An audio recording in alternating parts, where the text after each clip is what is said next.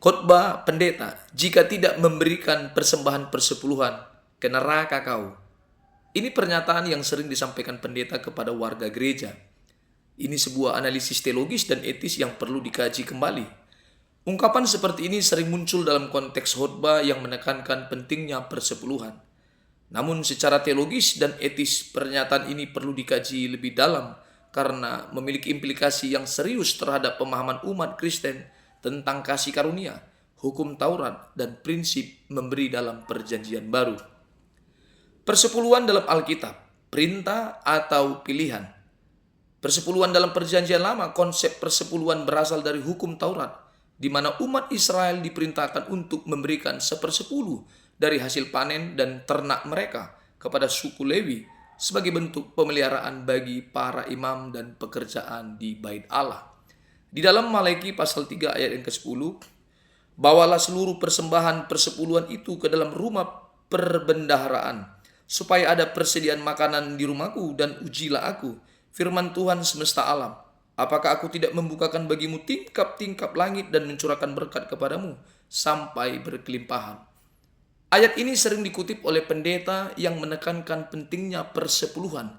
Namun dalam konteksnya, Tuhan berbicara kepada bangsa Israel yang telah mengabaikan kewajiban hukum Taurat mereka, bukan kepada gereja dalam Perjanjian Baru. Ancaman neraka karena tidak memberi persepuluhan. Apakah alkitabiah? Pernyataan jika tidak memberikan persepuluhan ke neraka kau adalah bentuk manipulasi rohani, spiritual abuse, yang bertentangan dengan ajaran kasih karunia dalam Perjanjian Baru. Keselamatan dalam kekristenan bukan berdasarkan persepuluhan, tetapi iman kepada Yesus Kristus. Di dalam Efesus pasal 2 ayat yang ke-8, sebab karena kasih karunia kamu diselamatkan oleh iman, itu bukan hasil usahamu tetapi pemberian Allah. Ancaman neraka untuk yang tidak memberi persepuluhan tidak memiliki dasar teologis dalam Perjanjian Baru. Di dalam kekristenan, memberi harus dilakukan dengan hati yang tulus, bukan karena takut dihukum. Belalang pelahap akan memakan usahamu.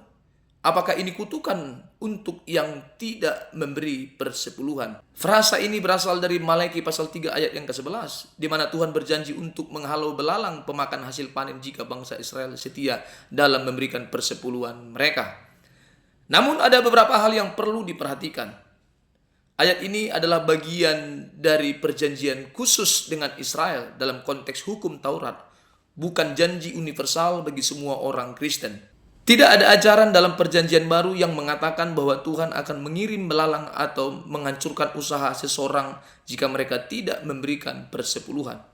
Penderitaan dalam hidup tidak selalu terkait dengan kurangnya persepuluhan, tetapi bisa disebabkan oleh faktor lain seperti kebijakan ekonomi, kesalahan pribadi, atau bahkan ujian di dalam perjalanan rohani. Menjadikan kekristenan seperti sistem perdagangan dengan Tuhan. Beberapa gereja mengajarkan bahwa memberikan persepuluhan akan menjamin berkat materi. Ini bisa menciptakan pandangan bahwa Tuhan adalah mesin ATM yang bisa diakses melalui persepuluhan. Padahal Alkitab mengajarkan bahwa berkat Tuhan tidak selalu dalam bentuk materi.